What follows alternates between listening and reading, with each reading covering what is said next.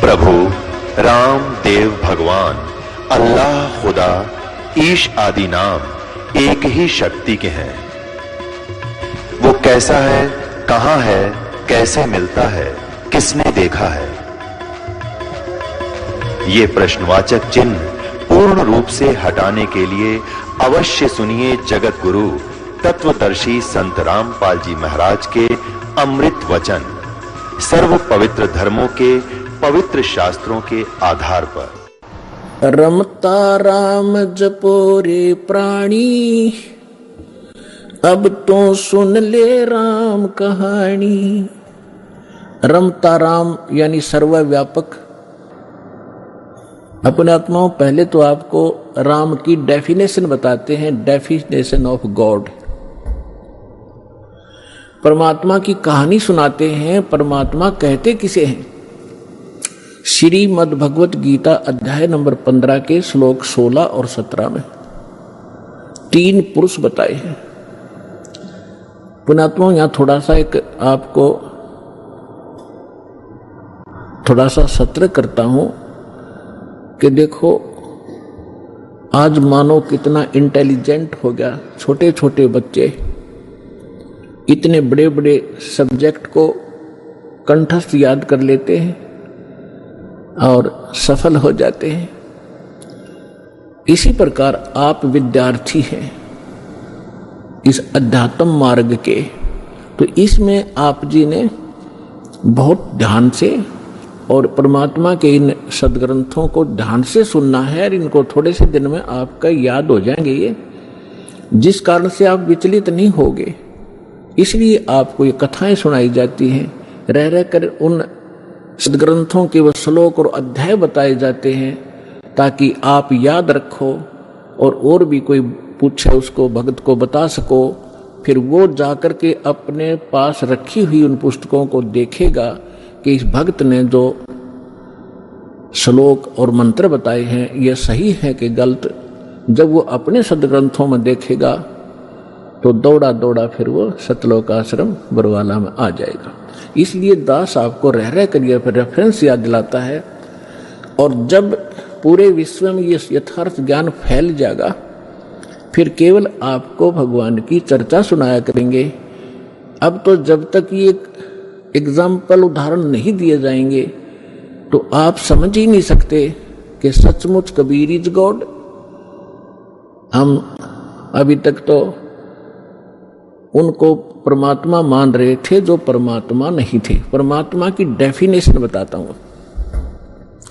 श्रीमद् भगवत गीता अध्याय नंबर 15 के श्लोक 16 और 17 में 3 पुरुष बताए हैं, एक सरपुरुष, एक अक्षर पुरुष। गीता अध्याय नंबर 15 के श्लोक 16 में 2 पुरुषों का वर्णन है और इनके विषय में यह भी कहा है कि दोनों पुरुष माने प्रभु, स्वामी। अब स्वामी साहब जिसे कहते हैं, जैसे हम कहते हैं तहसीलदार साहब, भाई डीसी साहब, डीएम साहब, कमिश्नर साहब, मंत्री साहब, मुख्यमंत्री साहब, प्रधानमंत्री साहब, राष्ट्रपति साहब, ये सभी साहब हैं, सभी स्वामी हैं, ये मालिक हैं, लेकिन अपने अपने अक्षेत्र के। तो इनमें कंप्लीट जो साहब है वो कौन है? राष्ट्रपति, और सेकंड नंबर फिर प्रधानमंत्री। इसी प्रकार सरपुरुष ये ब्रह्म है, ज्योत निरंजन, ज्योत स्वरूपी निरंजन ये काल है। ये केवल 21 ब्रह्मांड का स्वामी है, मालिक है, साहब है, राम है। राम कहो, साहब कहो, गॉड कहो, अल्लाह कहो, रब कहो, खुदा कहो, ये उस परमात्मा के ही पर्यायवाची भाषा भिन्न नाम है। तो ये इन दोनों के विषय में कहा 15वें अध्याय के 16वें श्लोक में श्रीमद् भगवत गीता में कि सरपुरुष और अक्षर पुरुष इस पृथ्वी वाले लोक में ये 2 पुरुष हैं और इनके अंतर्गत जितने प्राणी आते हैं 21 ब्रह्मांड तो हैं ब्रह्म के और 7 शंख ब्रह्मांड, नील, पद्म, शंख, ये काउंटिंग है गणित रीति से। 7 शंख ब्रह्मांड का स्वामी है अक्षर पुरुष वैसे अक्षर का अर्थ होता है अविनाशी, लेकिन ये अविनाशी नहीं है, ये चिरस्थायी है और इसलिए इसको भी अविनाशी कहा गया है। ये वास्तव में अविनाशी नहीं है, क्योंकि इससे अगले मंत्र में 17वें मंत्र में गीता जी में वो स्पष्ट हो जाता है।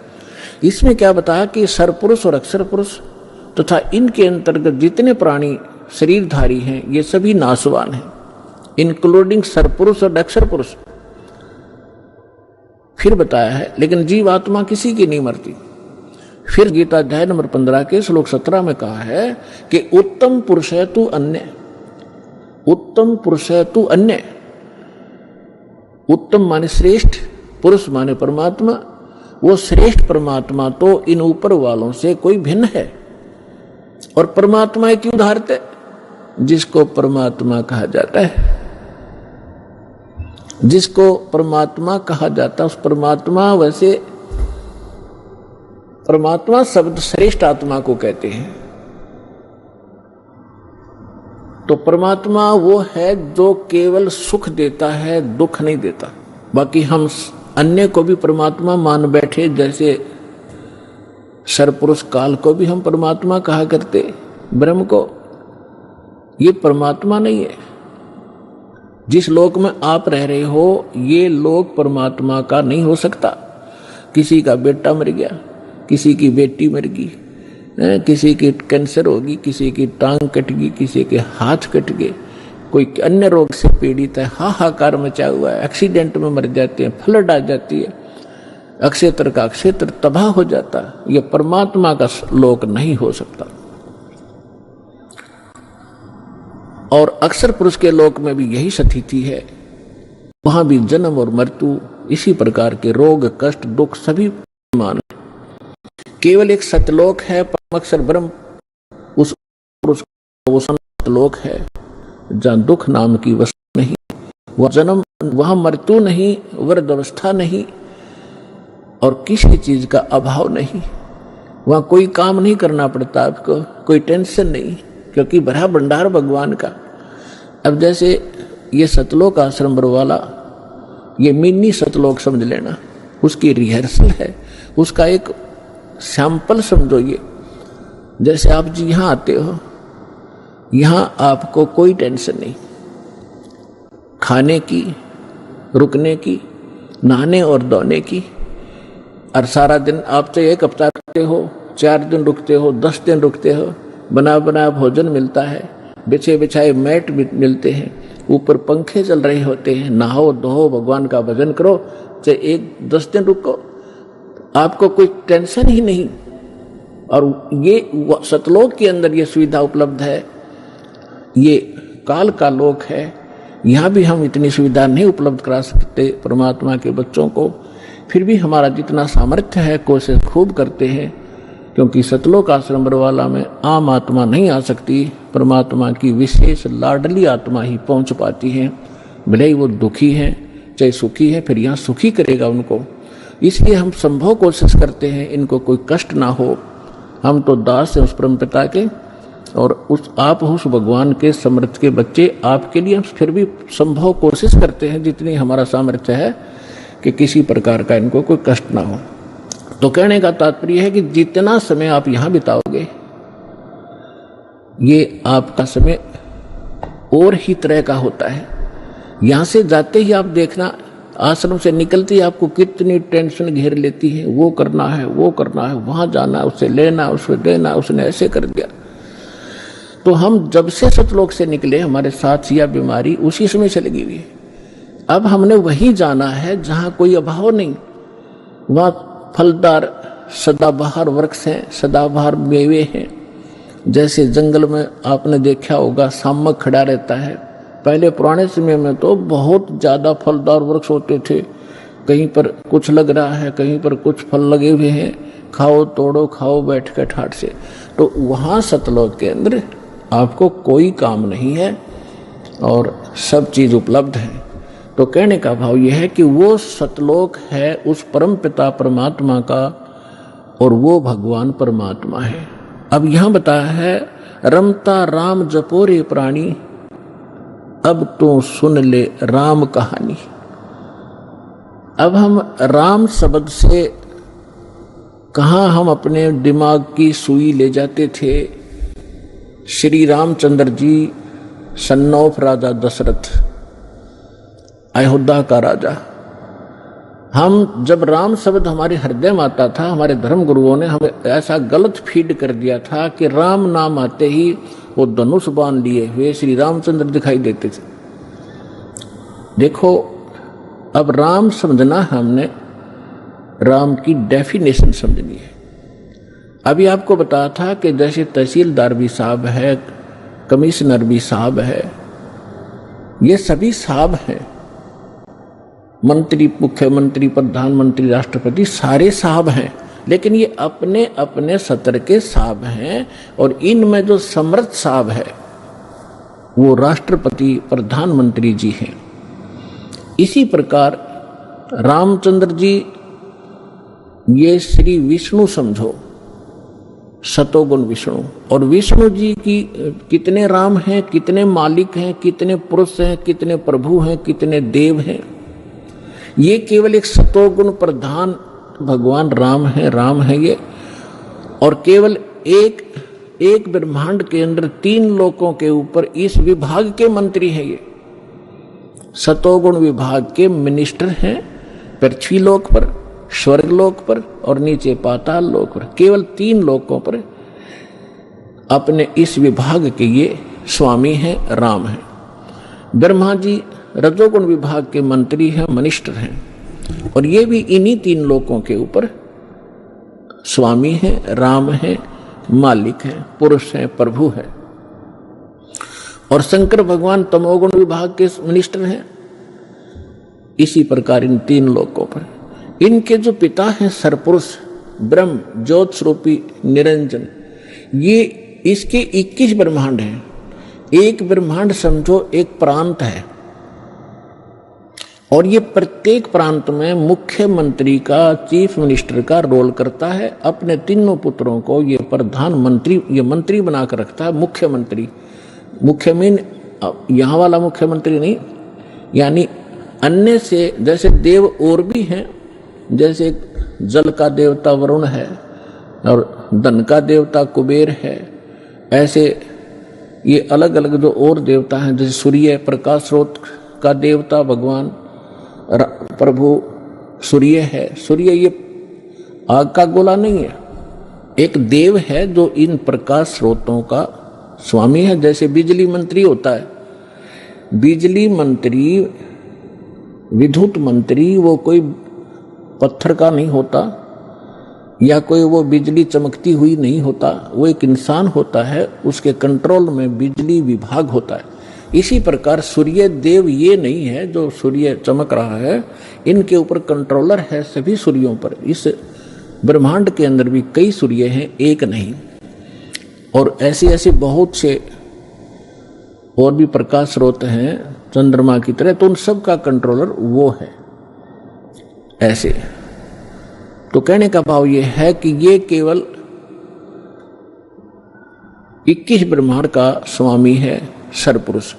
और अक्षर पुरुष 7 संग ब्रह्मांड का राम है, 7 संग ब्रह्मांड का स्वामी है, मालिक है। और परम अक्षर ब्रह्म, पूर्ण परमात्मा, उत्तम पुरुष है तू अन्य, वो कबीर देव जो है परम अक्षर ब्रह्म, वो असंख्य ब्रह्मांड का राम है, मालिक है, स्वामी है। तो अब क्या बताते हैं, रमता राम जपो रे प्राणी, अब तो सुन ले राम कहानी। कच्छ मच कूरम ना होते, धौल धरनी नहीं ध्यानी। चंद सूरज 2 दीपक ना थे पवन और पानी। भाई कच्छ मच ये कूरम ना होते, धौल धरनी नहीं ध्यानी। चंद सूरज 2 दीपक ना थे पवन और पानी। ब्रह्मा विष्णु महेश नहीं होते, नहीं लक्ष्मी नहीं गौरज रानी। सावत्री नहीं सनकादिक तब होते अलख बिनानी। पुणात्मा आप दास जी अभी आपको बताया था कि परमात्मा अच्छी आत्माओं को मिलते हैं, ये उनका विधान है। और वो सतलोक में रहता है, वहां से गति करके आते हैं, अच्छी आत्माओं को मिलते हैं और अपनी महिमा को आप ही अपनी अमृतवाणी से बोल बोल कर ऊंचे स्वर में, कविताओं के माध्यम से, दोहों के माध्यम से, शब्दावली के माध्यम से एक कवि की तरह आचरण करते हुए वो अपना ज्ञान प्रचार करते हैं और उनसे प्राप्त ज्ञान को संत भी उसी प्रकार उस परमात्मा की महिमा को सुनाया करते हैं। तो परमात्मा कहते हैं, चारों युग में मेरे संत पुकारे, कोक कहा हम हेल रे, हीरे माणिक मोती बरसे, ये जग चुगता ढेल रे। परमात्मा स्वयं आकर बता के गए थे 600 वर्ष पहले अपनी अमृतवाणी में, कबीर वाणी में, कि चारों युग में हम आते हैं और अपनी प्यारी आत्माओं को ये यथार्थ ज्ञान सुनाते हैं और वो मुझसे प्राप्त ज्ञान को, मुझसे परिचित महापुरुष भी मेरे संत इसी ज्ञान का आगे प्रचार करते हैं। ढोल के डंके पे जगह जगह जाकर सत्संग करते हैं। तो क्या बताते हैं, चारों युग में परमात्मा आते हैं। सतयुग में सत सुकृत कह टेरा, त्रेता नाम मुनिंदर मेरा, द्वापर में करुणा में कहाया, कलयुग नाम कबीर धराया। चारों युग में मेरे संत पुकारे, कोक कहा हम हेल रे, हीरे माणिक मोती बरसे, यो जग चुगता ढेल रे। परमात्मा ने कहा और मेरे से परिचित सब संत वो भी यही बता रहे हैं कि हम यथार्थ ज्ञान, यथार्थ वो भक्ति विधि बखेर रहे हैं, सरेआम आवाज लगाकर सुना रहे हैं। आप हमारे इस ज्ञान को ना सुनकर जो हम सत साधना रूपी और सत ज्ञान रूपी हीरे और मोती आपके ऊपर बरसा रहे हैं, आपके सामने डाल रहे हैं, आप ठुकरा कर चल देते हो और आप आन उपासना करते हो अन्य देवताओं की, जो शास्त्र विधि को त्याग कर मनमाना आचरण है, जिसके विषय में श्रीमद् भगवद गीता अध्याय नंबर 16 के श्लोक 23 और 24 में कहा गया है कि शास्त्र विधि को त्याग कर जो मनमाना आचरण करते हैं अर्जुन, उनको न तो कोई सुख होता है, न उनकी सिद्धि होती है और न ही उसको कोई गति होती है। व्यर्थ, यूजलेस। इससे तेरे लिए अर्जुन कर्तव्य और अकर्तव्य की व्यवस्था में कौन सी साधना करनी चाहिए, कौन सी भक्ति करनी चाहिए और ना करनी चाहिए, उसमें सदग्रंथ ही प्रमाण मानना, किसी के लोक वेद पर, दंत कथा पर विश्वास मत करना। तो जितने भी परमात्मा कहा करते थे कि तुम्हारे जो धर्म गुरु हैं, कबीर परमेश्वर जी कहा करते थे कि तुम्हारे जितने धर्म गुरु हैं ये गलत ज्ञान प्रचार कर रहे हैं, तुम्हें सत्य भक्ति नहीं बता पा रहे हैं और हम सत्य भक्ति बता रहे हैं, तुम इनको ठुकरा करके वो साधना कर रहे हो जो ना तुम्हें सुख दे कर सकती है, ना तुम्हारा भविष्य में आने वाले आपदाओं को नहीं टाल सकती है। आपके प्रारब्ध में, आपकी किस्मत में जो लिखा है आपका कष्ट, उसका निवारण नहीं कर सकते। तो वो आप डड़े ढो रहे हो, कंकर पत्थर इकट्ठे कर रहे हो, उनको हीरे और मोती जान के, वो तुम्हारी भारी भूल है। इन कंकर और पत्थरों को जब आप आगे जाकर ले जाओगे सिर पर रख कर और जहां इनकी कीमत लगेगी, तब आपको पता चलेगा कि तुम पत्थर उठा लाए, कंकर उठा लाए, लाल हाथ लगा नहीं। तो क्या बताते हैं, चारों युग में मेरे संत पुकारे, कोक कहा हम हेल रे, हीरे माणिक मोती बरसे, ये जग चुगता ढेल रे। कि हम सत साधना, सत भक्ति रूपी हीरे मोती आपके ऊपर बरसा रहे हैं और आप फिर भी कंकर पत्थर यानी आन उपासना करने में लगे हुए हो, उन देवी देवताओं की पूजा करते हो जो तुम्हें कभी सुख नहीं दे सकते। वो स्वयं सुखी नहीं, उनका अस्थायी समय सबका सब नाशवान है, थिर पकड़ थिर रही है, समर्थ की शरण गह कर ही आप सुखी हो सकते हो। समर्थ का शरणाग हो रंग होरी हो, वाई कदे न हो ए काज राम रंग होरी हो। कहते समर्थ की शरण पकड़ो, ग्रहण करो, फिर कभी भी आपके ऊपर कोई आपदा नहीं आवेगी यदि आप मर्यादा में रहोगे। पर भी लेन जात है दुनिया, हमरा ज्ञान किने ना सुनिया। परमात्मा कितने दुखी होकर कहते हैं कि तुम पर भी लेन जाते हो, वहां पर कहीं पर कोई कुंभ का मेला लग जाता है, उस जोड़ में तालाब में जिसमें गधे भी ना नहावे, बड़े पानी भी ना पियो, और उसमें तुम नहाकर कल्याण समझते हो अपना। तुमसे पहले वहां मछलियां मेंढक सभी विद्वान रहते हैं, उनका मोक्ष नहीं होता। अपने सदग्रंथों का आधार मान और संत महापुरुष जिनको भगवान मिले उनकी वाणी को आधार मानकर साधना कीजिए, तभी सफलता होगी। तो भगवान कहा करते कि पर भी लेन जात है दुनिया, और हमरा ज्ञान किन्हें ना सुनिया। तो यहां क्या बताना चाहते हैं? मैं कच्छ मच्छ कूरम ना होते, दौल धरणी नहीं ध्यानी, ये चंद सूरज दो दीपक न थे, नहीं थे पवन और पानी।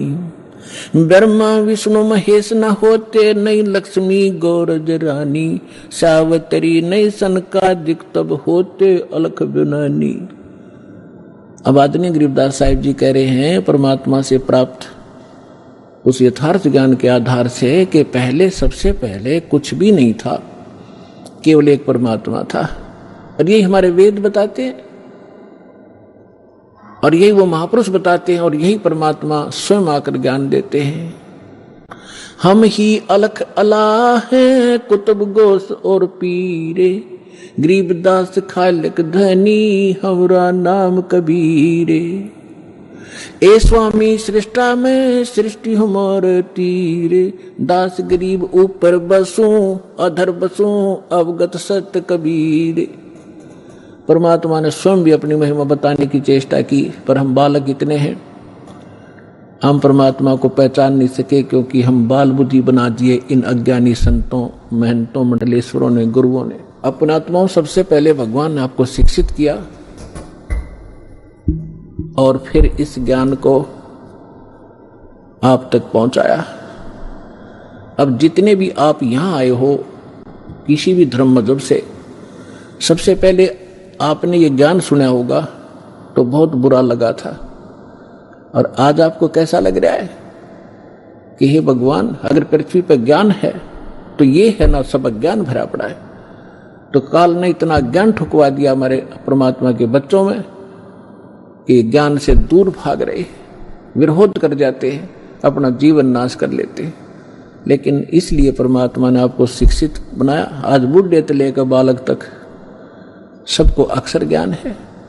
अगर मान ले कोई बुजुर्ग रह भी रहा कि तक कोण में ना पढ़ जाओ, तो उसके पोता पोती और उसके बेटे सारे शिक्षित तो बैठ कर समझाओगे कि नहीं पिताजी ऐसे है, ये सही लिखा है, इसमें गीता से हमने मिला लिया, तो भी मान जाएगा। तो इसलिए मालिक ने यह समय सेलेक्ट किया था कि जब बिचली पीढ़ी आवेगी और कलयुग 5505 बीत जाएगा, तब इस ज्ञान का हम ढोल के डंके पर प्रचार करेंगे और सब बच्चे मेरी शरण में आएंगे, सबका मोक्ष होगा।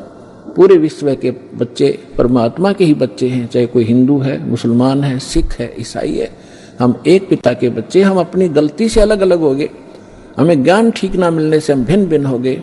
परमात्मा का आदेश है कि इस ज्ञान को सुनकर सब फिर एक होंगे और सबका मोक्ष होगा।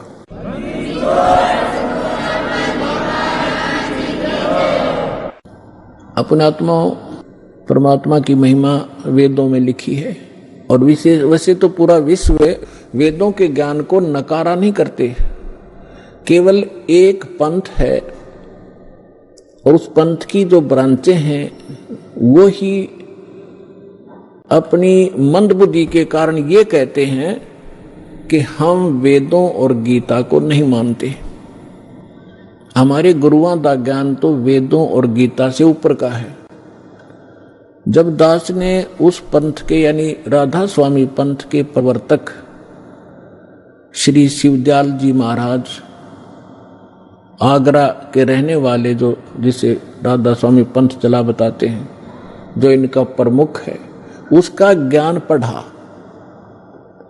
और फिर वेदों से देखा, संतों की महापुरुषों की वाणी से देखा, उसने कख भी पता नहीं अध्यात्म मार्ग का। और उसके अनुयायी नु कहते हम तो वेदों को और गीता को नहीं मानते, हमारा ज्ञान तो इससे ऊपर का है। उसकी झलक आपको कई बार दिखा रखी है, फिर दिखाऊंगा। उन्हें सतनाम का पता नहीं, सतलोक का पता नहीं, वो कैसा है और वहां क्या सचिथि है, खाक है उनके पास ज्ञान। और इनमें से राधा स्वामी पंथ से ही कौन से पंथ निकले हैं? धन धन सतगुरु सच्चा सौदा सिरसा और जगमाल वाली, और दनौद के अंदर ताराचंद, जय गुरुदेव मथुरा में, ठाकुर जी एक हुए हैं वो राधा स्वामी के ही, और दिल्ली के अंदर सावन कृपाल मिशन, और भी नरे बहुत गणे इनके पंथ। ये सारे समझो उसी कुएं का जल है जिसमें जल के स्थान पर कुछ भी नहीं है, खाली है। वो खारा पानी है, यो जलैस है, ये समझो, यानी उनका ज्ञान गलत है। विश्व में कोई भी किसी भी मजहब का आदमी वेदों और गीता को नकारता नहीं, सब मानते। विशेषकर हिंदू धर्म तो मानता ही मानता है। तो दास आप ये समझाना चाहेगा कि जब वेदों में जो ज्ञान लिखा है, परमात्मा कैसा है, कहाँ रहता है, कौन है, कैसे मिलता है, तो फिर कम से कम हिंदू समाज ने पढ़े लिखे हो, एजुकेटेड हो, कोई बालक नहीं बतेरे दिन बहका लिया न हमारे को, तो आपने तो मानना ही पड़ेगा कि जो वेदों में परमात्मा की डेफिनेशन लिखी है, परमात्मा की महिमा लिखी है, उसकी परिभाषा लिखी है, वो सत्य है। तो वो किसके ऊपर खरी उतरती है? बस 2 मिनट में फैसला हो जाएगा, हु इज गॉड, कौन है वो परमात्मा जिसके विषय में वेद गुण गाते हैं। ऋग्वेद मंडल नंबर 9 सूक्त 86 86 का मंत्र 26 और 27 में, ऋग्वेद मंडल नंबर 9 सूक्त 82 82 का 1 2 3 में, ऋग्वेद मंडल नंबर 9 सूक्त 54 मंत्र 3 में, ऋग्वेद मंडल नंबर 9 सूक्त 20 मंत्र 1 में, ऋग्वेद मंडल नंबर 9 सूक्त 1 मंत्र 8 और 9 में, ऋग्वेद मंडल नंबर 9 सूक्त 96 96 के 16 से 20 में, ऋग्वेद मंडल नंबर 9 सूक्त 94 के मंत्र 1 में, ऋग्वेद मंडल नंबर 9 सूक्त 95 के मंत्र नंबर 2 में, और भी अनेकों स्थानों पर। इसमें क्या लिखा है कि वो कबीर देव, कबीर साहब, कबीर भगवान, वो ऊपर सतलोक में, अमरलोक के तीसरे भाग में वहां बैठा है, सभी ब्रह्मांडों के ऊपर।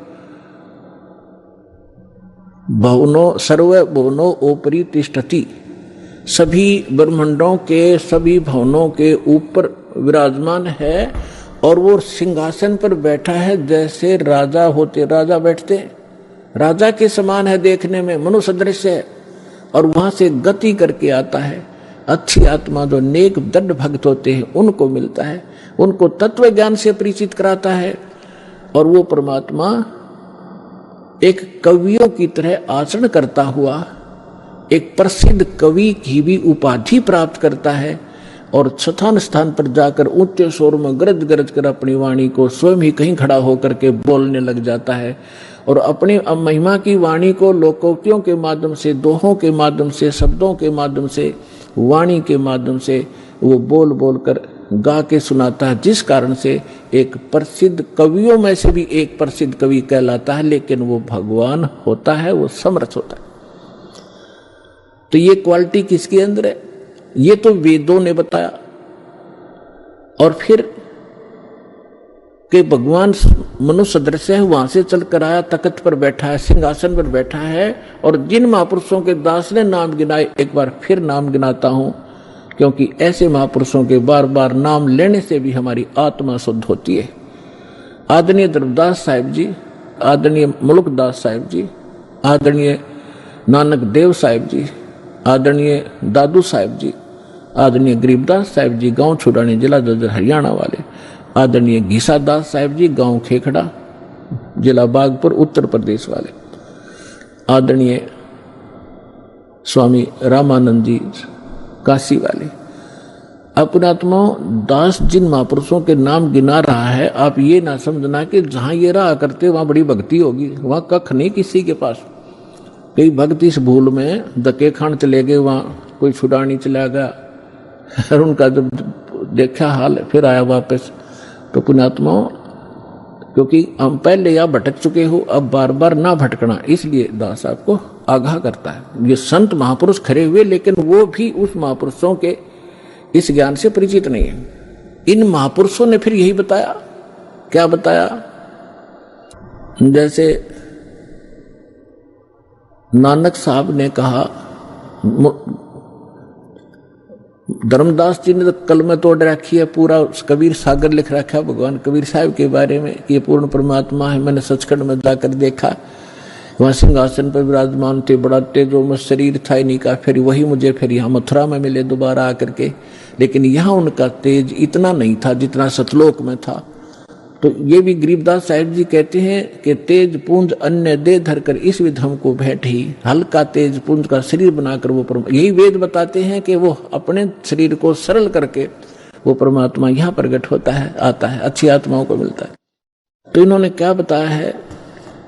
जैसे धर्मदास जी ने कहा कि आज मोहे दर्शन दियो जी कबीर, आज मोहे दर्शन दियो जी कबीर, सतलोक से चल कर आए, सतलोक से चल कर आए, काटन काल की जंजीर, आज मोहे दर्शन दियो जी कबीर, आज मोहे दर्शन दियो जी कबीर।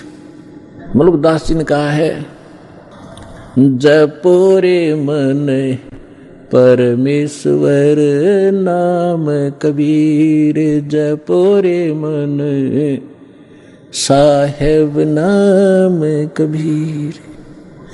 एक समय गुरु बंसी बजाई कालंदरी के तीर, एक समय गुरु बंसी बजाई कालंदरी के तीर, सुर नर मुनि जन सब थकत बहे हुआ, रुक गया दरिया नीर, जपोरे मन साहेब नाम कबीर। दोनों दीन का झगड़ा ठन गया, दोनों दीन का झगड़ा ठन गया, टोहा ना पाया शरीर, जपोरे मन साहेब नाम कबीर।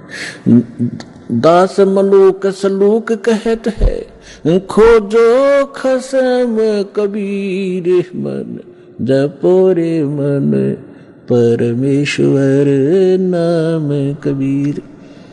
नानक साहब जी कहते हैं, फाई सूरत मलुक की वेश, ठगवाड़ा ठक्की देश, खरासी आना बोता वारी धानक रूप रहा करता। श्री गुरु ग्रंथ साहिब जी के प्रश्न नंबर 24 पन्ने पर ये वाणी अंकित है कि एक सवान दुई सवानी नाल भलके भौकाई, सदा ब्याल कोड़ छुरा मूठा झूठा मरदार, और ये धानक रूप रहा करता। फाई सूरत मलुक की वेश। फिर नानक साहब जी कहते हैं, तेरा एक नाम तारे संसार में एहो आस एहे आधार, ये धानक रूप रहा करता। फाई सूरत मलुक की वेश, ए ठगवाड़ा ठगी देश, खरासियाना बोता वार, ये धानक रूप रहा करता।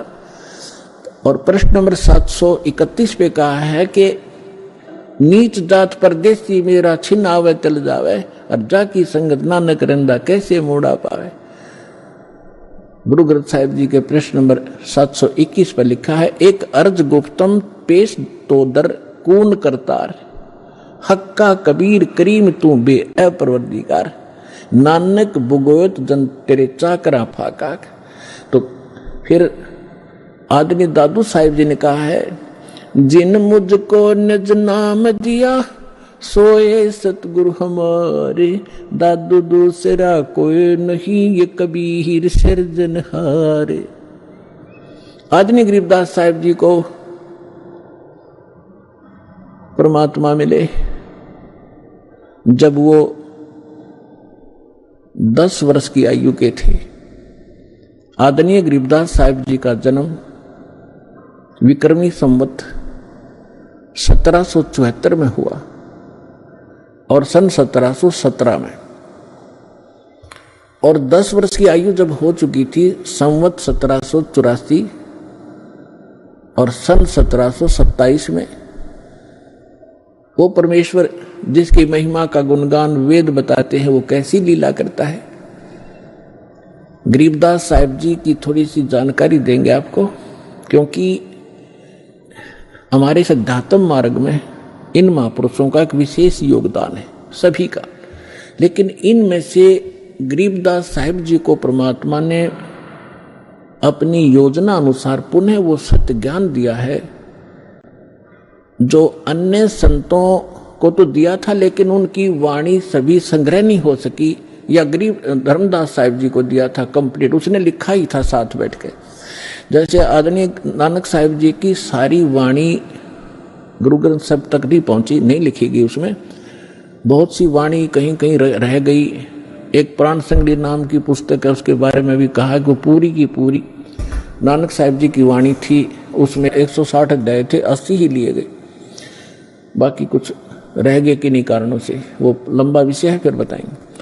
तो इस कारण से इस विशेष अध्यात्म ज्ञान को समझने के लिए विशेष योगदान है आदरणीय गरीबदास साहिब जी गांव छुड़ानी जिला जद्दरवाले का, क्योंकि परमात्मा को मालूम था, जैसे काल ने कहा था कि आप कबीर नाम से अपना ज्ञान प्रारंभ करोगे और मैं आपके ही मार्ग में, आपके ही पंथ में अपने 12 दूत भेज दूंगा, आपके ज्ञान को खराब करेंगे और कबीर पंथी को आया करेंगे, नाम सारे गलत देंगे, तेरे ही अनुयायियों का मैं भट्ठा बैठाऊंगा। तब परमात्मा ने कहा था ठीक है, तू अपना काम करिए, मैं अपना करूंगा। फिर परमात्मा ने कबीर सागर के अंदर कबीर बानी एक चैप्टर है, उसके पृष्ठ नंबर 134, 35, 36 और 37 पे यह स्पष्ट किया है कि गरीबदास जी का 12वां पंथ होगा। संवत उसमें गलती से संवत 1775 लिखा है, वहां 74 होना चाहिए, मिसप्रिंट है, कि उसमें जो आएगा भक्त संत जो उसका मुखिया होगा, उसके माध्यम से मैं अपनी महिमा की वाणी को पुनः प्रकट कराऊंगा। लेकिन उस गरीबदास पंथ वाले भी उससे परिचित नहीं होंगे, असंग जन्म तक वो मेरे इस ज्ञान को समझ नहीं सकेंगे। जैसे काल ने कहा था 12 पंथ करूं मैं साजा और नाम तुम्हारा ले करूं आवाजा, 12 पंथ चालू करूंगा तेरे नाम तक, परमेश्वर से कहा था।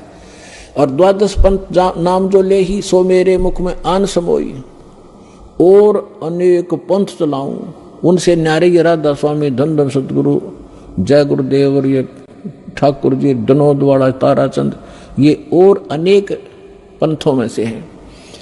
और अनेक पंथ चलाऊं या विद जीवों को भरमाऊं, जोग जीत जाओ संसारा जीव न माने कहा तुम्हारा। तो इसलिए परमात्मा ने कहा था कि चौथा युग जब कलयुग आई तब हम अपना अंश पठाई और काल फंद छूटे नरलोई सकल सृष्टि परवाने खोई। ये तो उन्होंने बता दिया कि 12वें पंथ में मेरी महिमा की वाणी प्रकट होगी, उसके बाद फिर उस 12वें पंथ में हम ही चलावें और सब पंथ मिटा के एक पंथ चलावें। तो परमात्मा ने ये दास भेज दिया पुण्यात्माओं, गरीबदास पंथ में ही दास का से ही निकास हुआ है। फिर क्या बताया है कि कलयुग बीते 5500 पाचा, तब ये मेरा वचन होगा साचा। कलयुग बीत जावे जब एता और सब जीव परम पुरुष पद चेता। 5505 जब वर्ष बीत जाएंगे उस समय ये मेरी बात सत्य होगी कि मैं 12वें पंथ में स्वयं आऊंगा, सब पंथों को मिटाकर एक पंथ चलाऊंगा। अपने आत्मा थोड़े से दिन की बात है, बुद्धिमान समाज है, अभी तक उनके पास ये ज्ञान पहुंचा नहीं है और पहुंचने लग रहा है। परमात्मा तो दयालु है, घर घर टीवी लगा दिए, मोबाइल बना दिए, इनमें चिप डलवा लो, सीडी बैठ कर देख लो, पुस्तक पढ़ लो, टीवी देख, कहीं ना कहीं कोई ना कोई तो मार्ग से अपने बच्चों तक ये पहुंचा के छोड़ेंगे। और जब उनको ये समझ में आएंगे, हाय हाय, ऐसे आएंगे दौड़कर और सब एक हो जाएंगे, सबका मोक्ष होगा, सब यहां भी सुखी होंगे और सतलोक जाएंगे। जहाज भर भर कर भगवान आपको सतलोक छोड़ का होगा।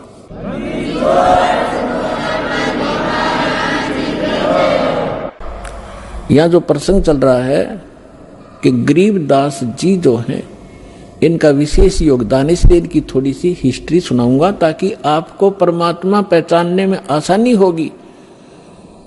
सभी वेद बतावें और सभी परमात्मा प्राप्त संत गुण गावें, तो फिर भगवान के पहचानने में आपको धोखा नहीं होगा, देर नहीं लगेगी और दृढ़ हो जाओगे। फिर चाहे कोई ब्रह्मा विष्णु महेश आकर भी आपको भ्रमित करने की चेष्टा करेगा, आप उनकी बात को मान नहीं सकते। दास आपको इतना दृढ़ करना चाहता है। गरीबदास जी की थोड़ी हिस्ट्री सुनाऊंगा, यहाँ उनकी जीवन लीला थोड़ी सी सुनाऊंगा, वह पर्याप्त होगी आपके लिए। गरीबदास जी गांव करौथा, जहां अपना आश्रम है, सबसे पहले हमने 1999 में वहीं से स्टार्ट किया था। 2006 में करौथा कांड इन दुष्ट लोगों ने कर दिया था, वो उधर कोई बात नहीं, हम परमात्मा ने हमारा यहाँ सफलता कर दी। हमें तो अपना प्रचार करना है, चाहे कहीं जंगल में बैठ कर गुण गावा, भगवान के बच्चों तक ज्ञान पहुंच जाना चाहिए। तो करौथा गांव के वो मूल निवासी थे उनके पिताजी, और वो ब्याहे थे गांव छुडानी, जिला झज्जर हरियाणा में, और गांव करौथा है जिला रोहतक में। तो यहाँ उनके नाना के छुडानी के अंदर, यानी गरीबदास जी की माता का कोई भाई नहीं था, जिस कारण से उनके नाना जी ने उनके पिताजी श्री बलराम जी को, उनका धनखड़ गोत्र है, अपने घर पे छुडानी में घर जमाई बोलते हैं कि अपने जमाई को वहां रख लेना, उसको घर जमाई कहते हैं। तो सारी संपत्ति उनको दे दी, अपनी बेटी को यानी उसके दामाद को। उनके लगभग 2500 बीघा, जैसे राजस्थान में बीघा होता है, तो 2500 बीघा, पहले बीघा ही था यहाँ पर भी, ये बाद में ये बनी है यहाँ पर एकड़। तो 2500 बीघा जमीन था, इतना बड़ा किसान थे। आज के 1400 के करीब, पौने 1400 के करीब एकड़ जमीन बनती है उन 2500 बीघा की। तो सारी संपत्ति के वारिस फिर गरीबदास जी ही थे। 10 वर्ष के बालक थे, उनके पिताजी यानी नाना जी तभी तक वहाँ साथी थे।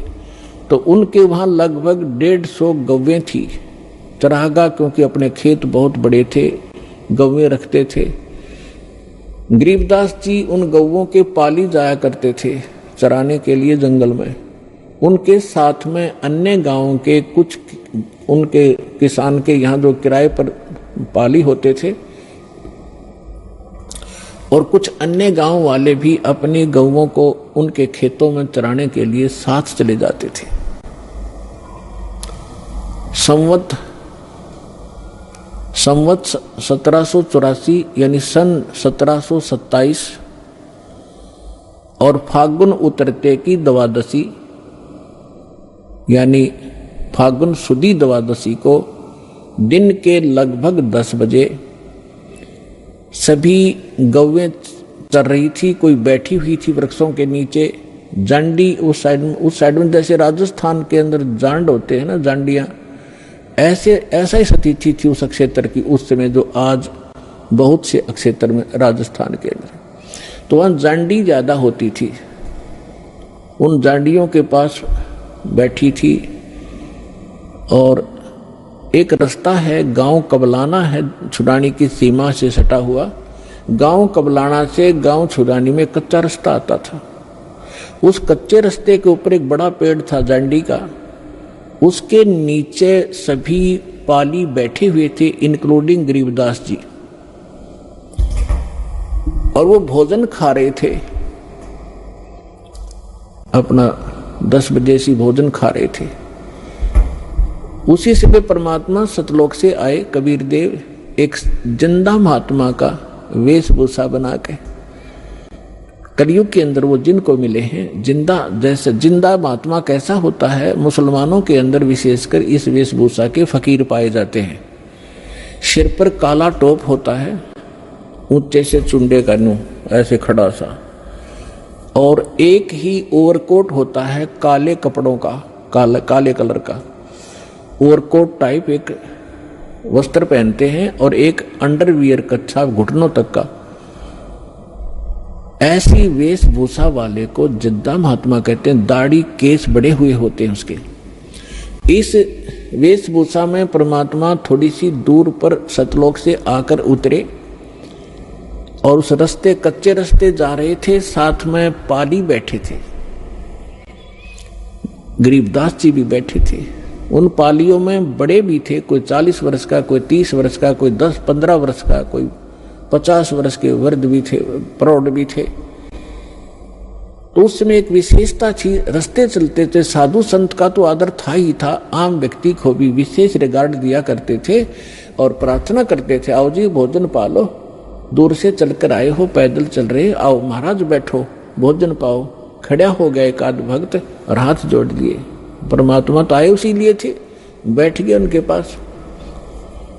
तब कहा जी भोजन पाओ। परमात्मा ने कहा, कबीर परमेश्वर ने, उस परम अक्षर ब्रह्म ने, कि भाई भोजन मैं खा के आया हूं अपने गांव से। पालियों ने पूछा, आपका गांव कहाँ है महाराज, आपका डेरा कहाँ है? कि मेरा डेरा सतलोक के अंदर है, सतलोक नाम है मेरे डेरे का। अब उन्होंने सोचा भी होगा कोई गांव सतलोक नाम होगा उसका। तो महाराज जी भोजन खाओ। परमात्मा बोले भोजन नहीं खाऊं, मैं छका हुआ भी खा के आया। तो दूध तो पीना ही पड़ेगा आपने, हमारे पास ऐसी गव्वे हैं, अभी 5 मिनट में दूध निकाल देंगे, ऐसी शरीफ गायें भी हैं। तो परमात्मा बोले भाई अगर दूध पिलाते हो तो कंवारी गाय का दूध पिया करूं मैं।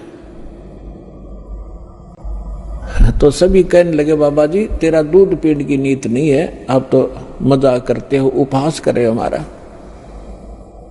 आप दूध पीना ही नहीं चाहते। परमात्मा कहते पीना चाहता हूं, निकालो, कंवारी गाय का दूध पीता हूं भाई मैं। तब गरीबदास जी खड़े हुए, उनकी एक प्रिय बछिया थी जिसको अभी बैल ने टच नहीं किया था, दूध पीना मां का छोड़ रखा था, लगभग 1-1.5 वर्ष की बछिया हो चुकी थी, 1 वर्ष की, 1.5 वर्ष की। उसकी गले के रस्सी बांध रखी थी, उसको ला पकड़ के और कहा, देखो महाराज जी इसके बच्चा तो है ही नहीं, दूध कैसे देगी? परमात्मा बोले कोई एक पात्र लाओ जिसमें दूध निकालेंगे, ये दूध देगी भाई। आइए अब हम उन श्रद्धालुओं के अनुभव जानते हैं जो जगत गुरु तत्वदर्शी संत रामपाल जी महाराज जी से दीक्षा प्राप्त कर चुके हैं तथा उनके द्वारा बताए गए भक्ति मार्ग पर चल रहे हैं। सर नमस्कार। सत साहेब जी। सर क्या नाम है आपका? परमानंद पंथी। कहाँ से आए सर? जिला मंडी, हिमाचल प्रदेश। सर संत रामपाल जी महाराज से कब जुड़े? 12 जनवरी 2012 को। सर क्या काम करते हैं आप? मैं भारतीय जीवन बीमा का अभी करता हूँ। सर संत रामपाल जी महाराज से नाम दीक्षा लेने से पहले आप क्या भक्ति साधना करते थे? मैं 26 साल से नकली कबीरपंथी था। सर हिंदुस्तान में कबीरपंथ के नाम से बहुत सारे संत अपने अपने तरीके से धर्म साधनाएं बता रहे हैं। सर आप किस संत से जुड़े हुए थे? मैं परमात्मा जो बताते हैं कि द्वादश पंथ, काल फरमाना, भूला जीव पाए ना ठिकाना, उसमें जो दूसरा पंथ आता है जागू पंथ, मैं उसी पंथ से रिलेटेड था। सर आप जागू पंथ से जुड़े हुए थे, आपको क्या भक्ति साधनाएं बताई जाती थी और आपने वो साधनाएं कितने साल तक की? मैंने वो 26 साल तक वो भक्ति की, और जब मैं छोटा सा था तो छोटे से ही मैंने उनसे नाम दीक्षा ले रखी थी, और वो एक बीजक का श्लोक जाप करने के लिए देते थे। और जब भी वो आते थे घर में, जब अभी आते थे पुराने वाले गुरु, तो रात को 2-4 भजन कर लिए, ढोलकी बजा ली, चिमटा बजा लिया, बस इसी को हम भक्ति मान के चलते थे। सर संत रामपाल जी महाराज भी एक कबीरपंथी संत है, एक कबीरपंथी संत को छोड़कर आपको दूसरे कबीरपंथी संत के पास क्यों आना पड़ा? मैं जब भी गुरुजी रामपाल जी महाराज की शरण में गया तो मैं आध्यात्मिक लाभ के उद्देश्य से नहीं गया, मैं कंटिन्यू हर साल मेरे को टाइफाइड हो जाता था। मार्च से लेकर जून जुलाई तक मेरे को टाइफाइड होता रहता था, जिससे मैं बहुत बीमार रहता था। मेरा शारीरिक जो स्थिति थी वो बहुत कमजोर थी। तो इसी करके हमारे गांव से 2 भगत परमात्मा की शरण में गए थे। वो बार बार मुझे यही स्ट्रेस करते रहते थे कि आप बरवाला चलिए, आपकी जो बीमारी है वो कट जाएगी, आपके जो दुख है वो दूर हो जाएंगे। तो यही बात मेरे घर कर गई और मैं परमात्मा रामपाल की शरण में जाने के लिए 7 जनवरी 2012 को मालिक की शरण में गया। सर आपने पहले ही गुरु बना रखा था, कबीरपंथ से आप जुड़े हुए थे। आपकी जो बीमारी टाइफाइड आपको रहता था, बहुत सारी समस्याएं आपको थी, जो आपने पहले नाम ले रखा था जागूपंथ से, वहां से वो समस्याएं ठीक क्यों नहीं हुई? क्योंकि जब मैं परमात्मा रामपाल जी महाराज की शरण में गया तभी मुझे पता चला कि मेरे जो गुरु हैं वो नकली हैं, उनका जो नाम है वो नकली है। वो सब पता मुझे गुरु जी की शरण के जाने के बाद ही प्राप्त हुआ। सर समाज में एक धारणा है कि गुरु नहीं बदलना चाहिए, गुरु बदलना पाप है। सर आपने पहले जागूपंथ से नाम ले रखा था, अब आपने संत रामपाल जी महाराज को गुरु बना लिया है, तो सर क्या आपको नहीं लगता कि आपने गुरु बदल के पाप किया है? बिल्कुल नहीं, बिल्कुल नहीं। परमात्मा कहते हैं गुरु करो 10 पांचा, जब तक मंत्र ना मिले सांचा। सर संत रामपाल जी महाराज से नाम दीक्षा लेने के बाद आपको क्या क्या लाभ मिले? एक तो मुझे आध्यात्मिक लाभ मिला, भक्ति का पता चला कि भक्ति किसे कहते हैं और मुक्ति कैसे मिलेगी। ये सब ज्ञान मुझे परमात्मा की शरण में जाने के बाद मिला। और जो शारीरिक कष्ट मेरे रहते थे, जो मेरे शरीर में जो बीमारियां थी, वो सब परमात्मा की शरण में जाने के बाद पूरी की पूरी खत्म हुई। सर आपको क्या क्या शारीरिक बीमारियां थी? 2 साल पहले मेरे को कम से कम 30 या 35 बीमारियां लग गई थी। ये परमात्मा मेरे से परीक्षा ले रहे थे कि मेरा बच्चा मेरे ऊपर कितना दृढ़ है। वो मेरी परीक्षा ले रहे थे शायद। तो कभी मेरे को गले में थायराइड था, और कभी मेरे शुगर थी, कभी मेरे को बवासीर थी, कभी मेरे यूरिन में इन्फेक्शन था, और कभी मेरे पेट में इन्फेक्शन था, और कभी मेरे गर्दन में पेन थी, बैकबोन में मेरे प्रॉब्लम थी। कोई भी ऐसी बीमारी नहीं थी जो मेरे को नहीं थी। जब भी मैं डॉक्टर के पास कोई भी टेस्ट करवाने जाता था, हर टेस्ट मेरा पॉजिटिव निकलता था और कोई भी टेस्ट नेगेटिव नहीं निकलता था। लेकिन मैंने मन ही मन परमात्मा से प्रार्थना की कि हे परमात्मा, तुम जिंदे हुए मरे हुए को जिंदा कर सकते हो, तो मैं तो अभी जिंदा हूँ, और आप मुझे ऐसे कैसे छोड़ सकते हो? मरने का मुझे कोई गम नहीं परमात्मा, मुझे एक ही गम है कि मैं बिना सार नाम लिए, आप बिना सार नाम लिए इस शरीर को ना त्यागूं।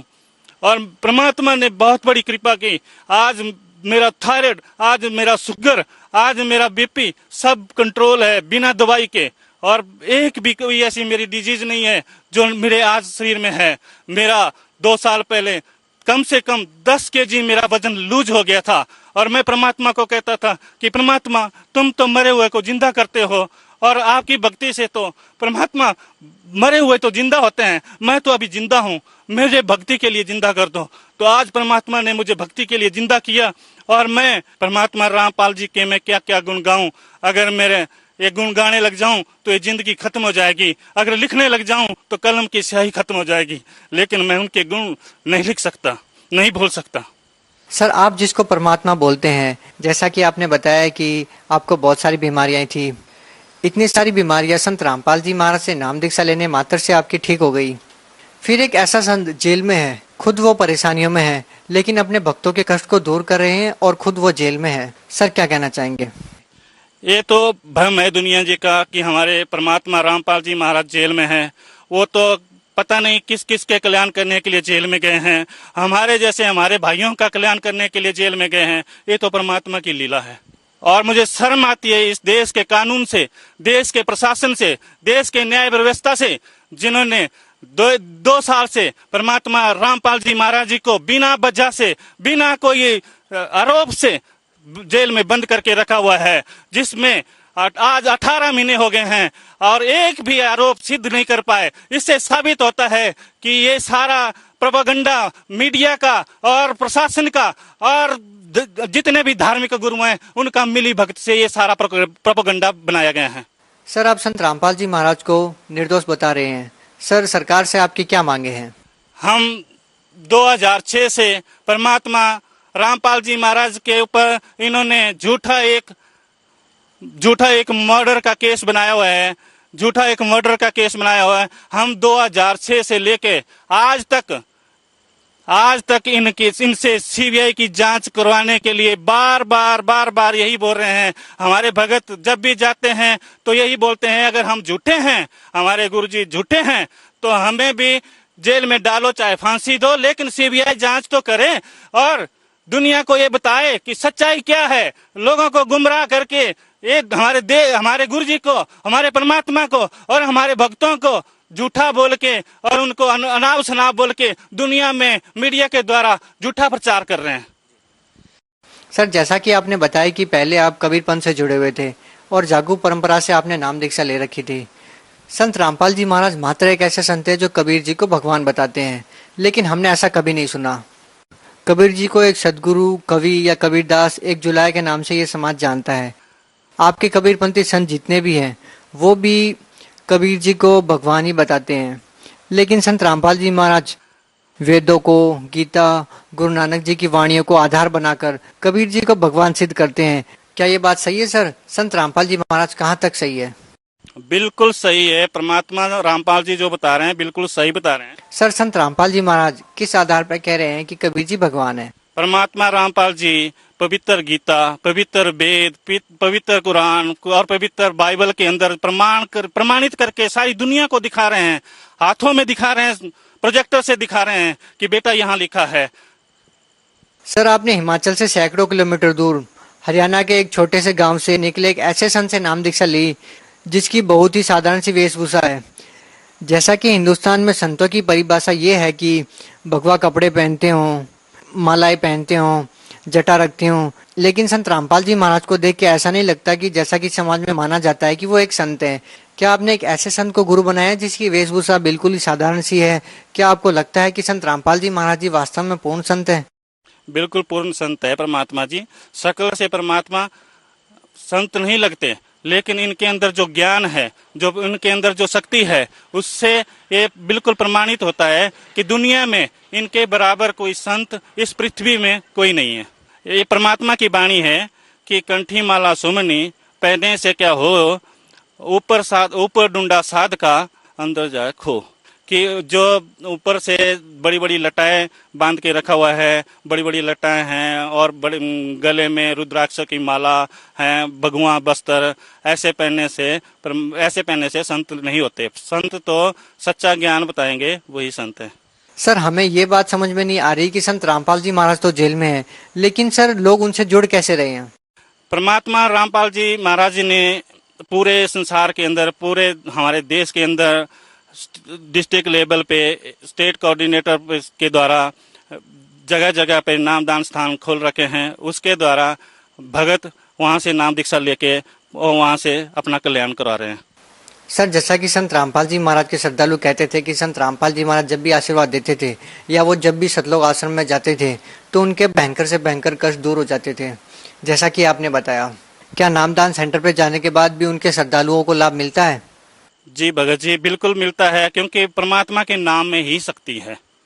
परमात्मा का नाम में ही शक्ति है और परमात्मा का नाम सुमन करने से ही सारे कष्ट दूर होते हैं। सर, आखिरी सवाल आपसे जानना चाहेंगे कि सर आप भगत समाज को क्या संदेश देना चाहते हैं? मैं भगत समाज को यही संदेश देना चाहता हूँ कि जल्द से जल्द परमात्मा रामपाल जी महाराज की शरण में आइए और जन्म मरण से छुटकारा पाइए। बहुत बहुत धन्यवाद।